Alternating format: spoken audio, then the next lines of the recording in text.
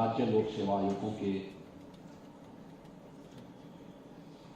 माननीय अध्यक्षों के सम्मेलन में आज प्रदेश की राजधानी लखनऊ में पधारे संघ लोक सेवा आयोग के वरिष्ठ सदस्य सामान्य श्री राजीव नयन चौबे जी, संघ लोक सेवा आयोग के मान्य सदस्य lieutenant general Shri Raj Shukla ji, standing committee और नेशनल कॉन्फ्रेंस के अध्यक्ष श्री जोस मैनुअल नोराना जी, उत्तर प्रदेश लोक सेवा आयोग के अध्यक्ष श्री संजय सिग्नेश जी, प्रदेश के मुख्य सचिव श्री दुर्गा शंकर मिश्र जी, प्रदेश के पुलिस महानिदेशक श्री राजकुमार विश्वकर्मा जी,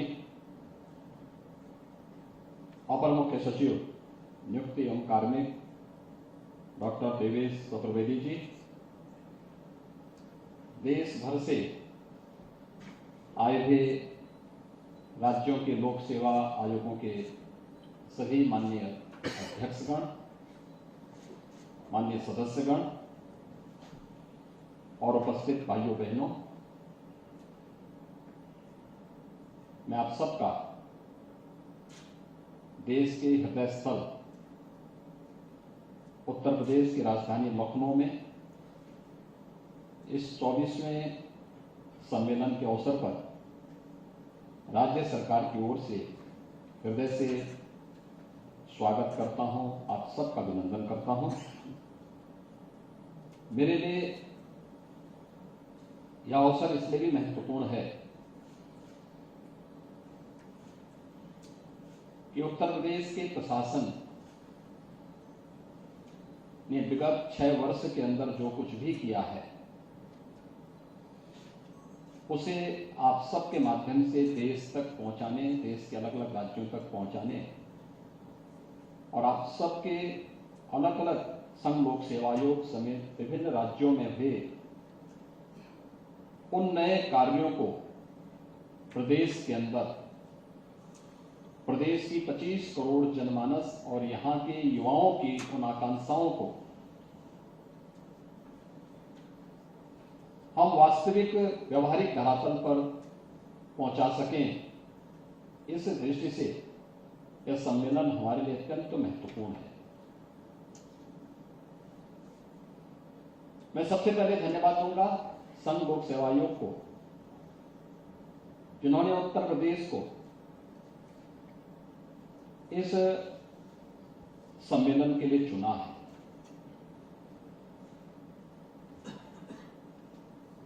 इसलिए भी महत्वपूर्ण है जब ये देश अपनी आजादी के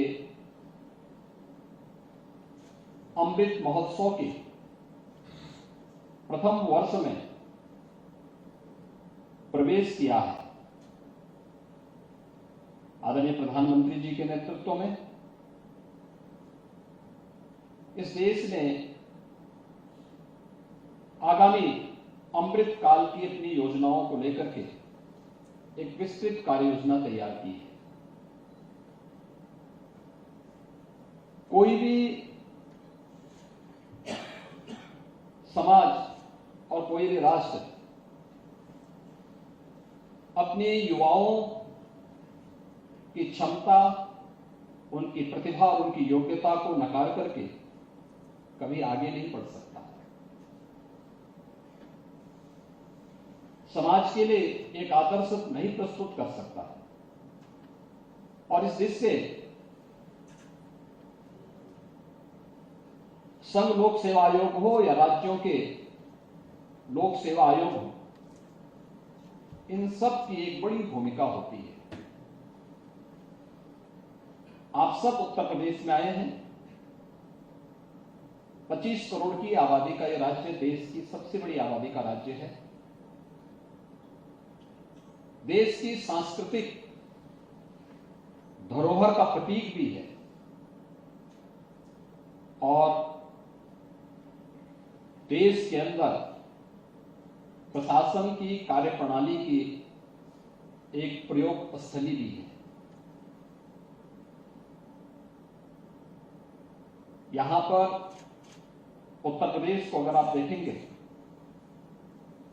तो प्राचीन काल से ही ये भारत की आध्यात्मिक और सांस्कृतिक क्षेत्र का प्रतिनिधित्व करती रही है। मर्यादा पुरुषोत्तम भगवान श्री राम की पावन जन्मस्थली अयोध्या उत्तर प्रदेश में है। भगवान श्री कृष्ण की जन्मस्थली मथुरा उत्तर प्रदेश में है। उनकी लीला स्थली वृंदावन भी उत्तर प्रदेश में है। बाबा विश्वनाथ का पावन धाम काशी वाराणसी भी उत्तर प्रदेश में, और उत्तर प्रदेश में देश की पवित्र जो 7 पवित्र नदियां इस देश के अंदर प्रत्येक भारतवासी जिनका नित्य स्मरण करता है, गंगा और यमुना, इन दोनों नदियों का विस्तृत भूभाग उत्तर प्रदेश के अंदर ही यह है और उसका संगम भी उत्तर प्रदेश में है। जिन्होंने उत्तर प्रदेश को दुनिया के एक सबसे उर्वरा भूमि के रूप में भी बदलने का कार्य किया है। यह सच है कि इन देवतुल्य नदियों के कारण उत्तर प्रदेश की भूमि अत्यंत उर्वरा बनी और अपनी उर्वरता के कारण ही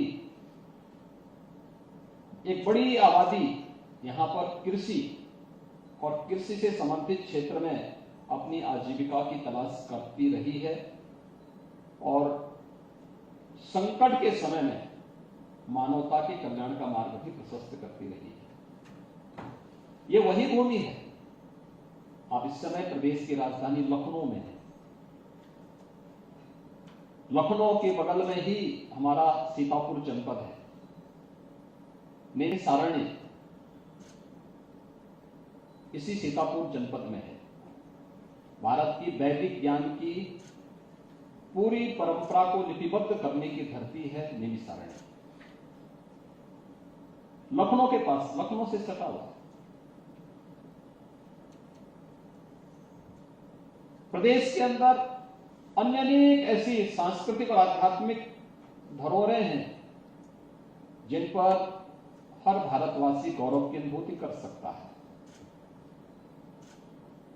उत्तर प्रदेश ने देश की आजादी के आंदोलन में भी एक बड़ी भूमिका का निर्वहन किया।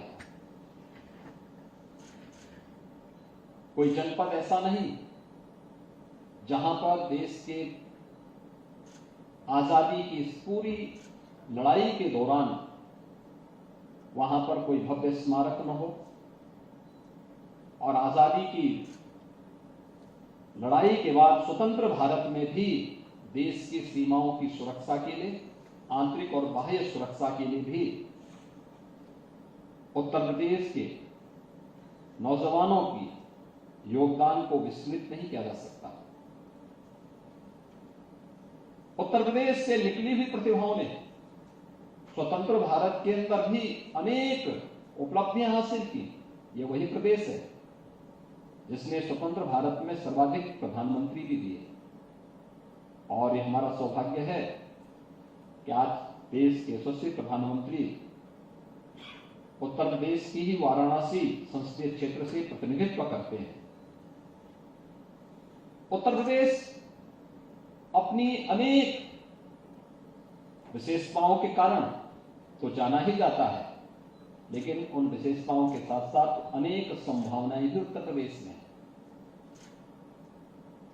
राजनीति के अच्छे और बुरे दोनों दौर जैसे जीवन चक्र होता है, वही एक उस चक्र के दौर से उत्तर प्रदेश को भी गुजरना पड़ा है। अच्छा दौर था तो बुरा दौर भी उत्तर प्रदेश के सामने आया। बुरा दौर किस रूप में? राजनीतिक संक्रमण का एक ऐसा दौर भी आया था जब उत्तर प्रदेश के सामने अपनी पहचान को छुपाने और पहचान को बचाने का एक संकट भी आया था। यह वही प्रदेश है जो कभी पहले दुनिया और देश और दुनिया जिसे उत्सव के रूप में जानी जाती थी, उपद्रव में बदल गया। ये वही प्रदेश है जो अपने महोत्सव के लिए जाना जाता था, जिसने देश को महोत्सव दिए। दीपावली कैसे होनी चाहिए, आप जाइए अयोध्या से, अयोध्या ने दुनिया को दिया, लेकिन यहां पर महोत्सव नहीं। दीपावली कैसे होती है, दीपावली की 15वें दिन देव दीपावली कैसे काशी में होती थी, जिस उत्तर प्रदेश ने दिया। होली का रंगोत्सव कैसे होना चाहिए, जिस उत्तर प्रदेश ने दिया था। महोत्सव और पर्वों के उत्तर प्रदेश ने पर्व और महोत्सव को विस्मृत करके राजनीतिक संक्रमण के उस दौर में उत्तर प्रदेश को माफियाओं की गिरफ्त में ऐसे झगड़ा था कि जैसे लगता था कि अब इसका कोई भविष्य नहीं है। लेकिन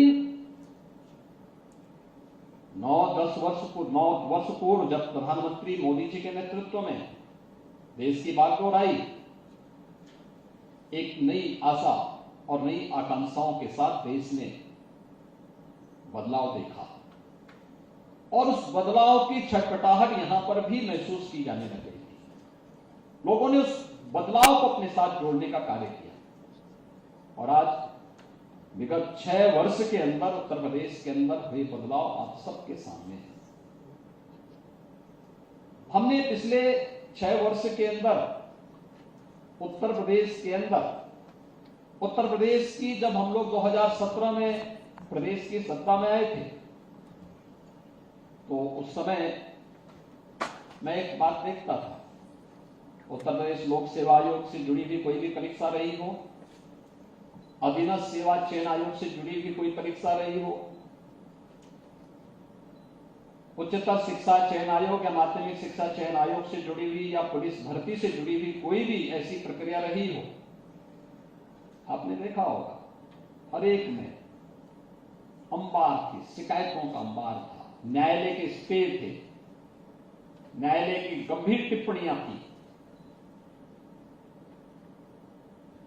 उत्तर प्रदेश की उस समय 22 करोड़ की आबादी थी और उत्तर प्रदेश पुलिस बल में 1.5 लाख पद खाली पड़े थे।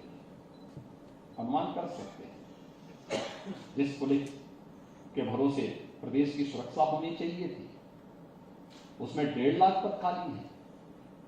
मैंने पूछा पद क्यों नहीं भरे जा रहे हैं, पता लगा कि सुप्रीम कोर्ट का स्टे है। स्टे क्यों है, कोई खामी होगी ना, उसको दूर करिए। प्रक्रिया पारदर्शी नहीं थी, भाई भतीजावाद, जातिवाद। जो लोग सामाजिक न्याय का मुखौटा लगा करके समाज को दिग्भ्रमित करते थे, कैसे भर्ती की प्रक्रिया में भेदभाव उनके द्वारा होता था। ये योग्यता और प्रतिभा के साथ अन्याय नहीं तो क्या था, और न्यायालय उसमें हस्तक्षेप नहीं करता तो क्या करता। जब प्रक्रिया को पारदर्शी तरीके से आगे बढ़ाया गया, भर्ती बोर्ड कैसे कार्य करेगा, इसके लिए अच्छे ईमानदार अधिकारियों की टीम तैयार की गई। और मुझे बताते हुए प्रसन्नता है कि पिछले 6 वर्ष के अंदर हम लोगों ने प्रदेश के अंदर 1,64,000 से अधिक पुलिस भर्ती की प्रक्रिया को पूरी पारदर्शी तरीके से संपन्न किया। जब 2019 का लोकसभा चुनाव चल रहा था, उस दौरान जब मैं कुछ संसदीय क्षेत्रों में जाता था, लोग कहते थे कि यहां तो फलानी जाति का बाहुल्य है,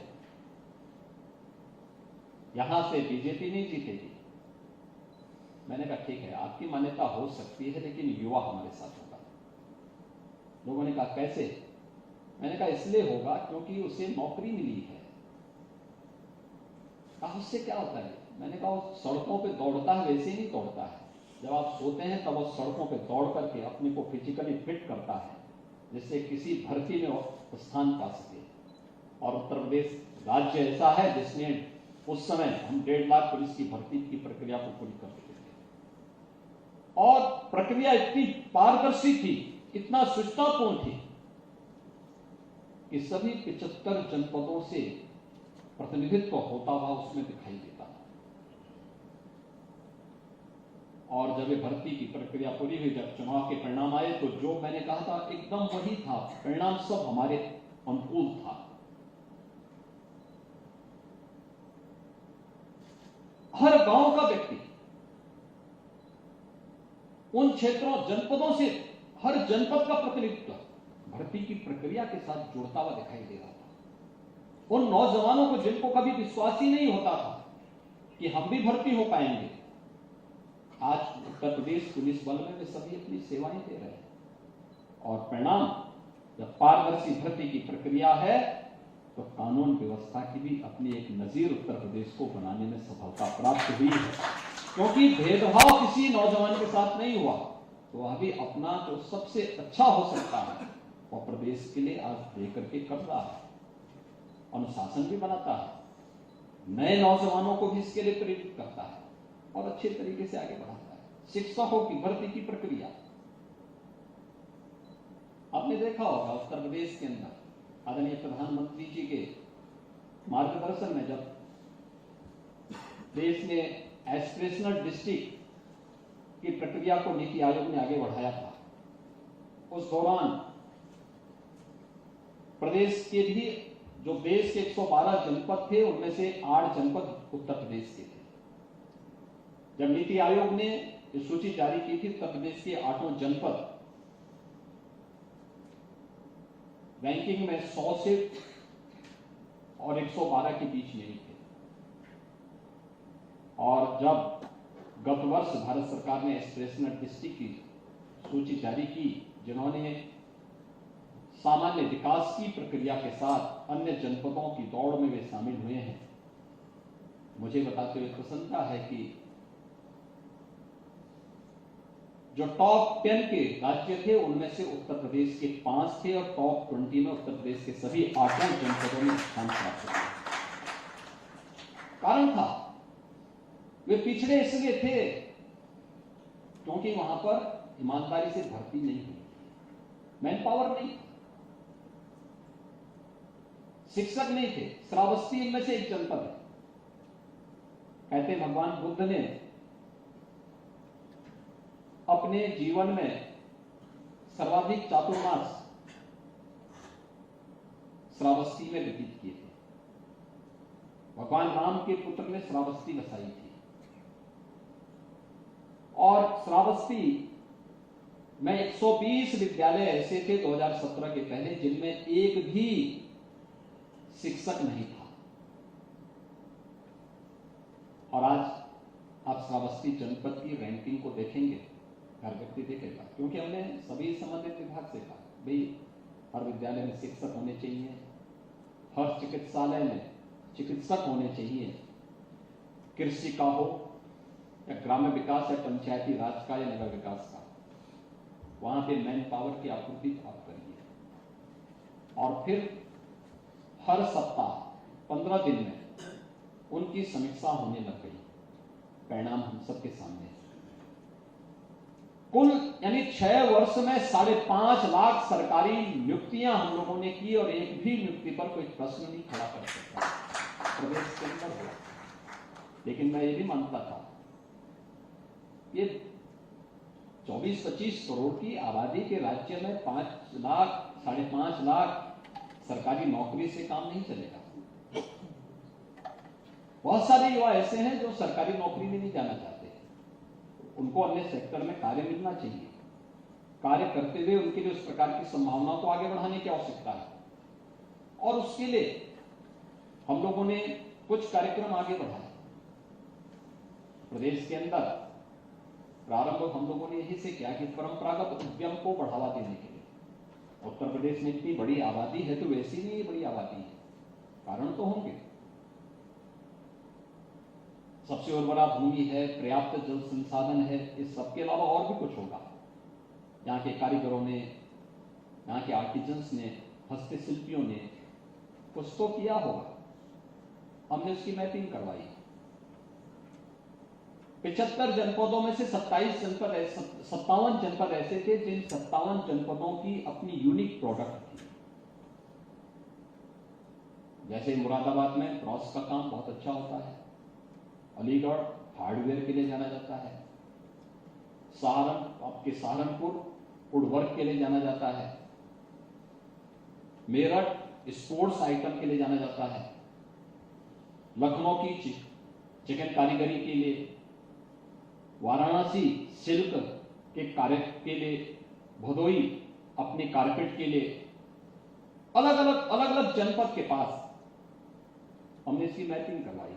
18 जनपदों के लिए भी हम लोगों ने तय किया कि इस जनपद के साथ भी कोई एक प्रोडक्ट जुड़ना चाहिए, और सभी 75 जनपदों को 2018 में ही हम लोगों ने एक प्रोडक्ट के साथ जोड़ते हुए 1 डिस्ट्रिक्ट 1 प्रोडक्ट की अपनी एक कार्य योजना उस समय लागू की थी। और आज आप देखते होंगे उत्तर प्रदेश में, जहां पे 2017-18 में हमारा कुल एक्सपोर्ट केवल 86,000 करोड़ रुपए का था, आज वह लगभग 2 लाख करोड़ तक पहुंचने जा रहा है। यह पिछले 6 वर्ष के अंदर जो कार्य प्रदेश के अंदर हुए, हमने प्रोडक्ट में डिजाइन के साथ उसे जोड़ा, पैकेजिंग के साथ उसे जोड़ा, उसे हर प्रकार से प्रोत्साहित किया गया, ट्रेनिंग दी गई, कार्यक्रमों को आगे बढ़ाया गया, बैंकों के साथ जोड़ा गया, और केवल इसी को यहीं पे सीमित नहीं किया, विश्वकर्मा श्रम सम्मान के माध्यम से भी प्रदेश के कारीगरों को प्रोत्साहित करने के लिए भी योजना बनाई गई।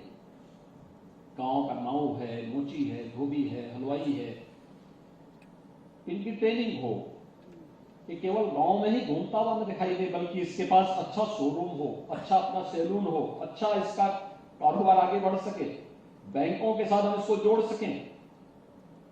ये सभी कार्यक्रम आगे बढ़े, हम उसको ट्रेनिंग देते हैं, टूल किट उपलब्ध करवाते हैं, बैंकों का फिर मेला, बैंकों से ऋण लोन मेला लगवाते हैं, व्यापक पैमाने पे कार्यक्रम कराए गए।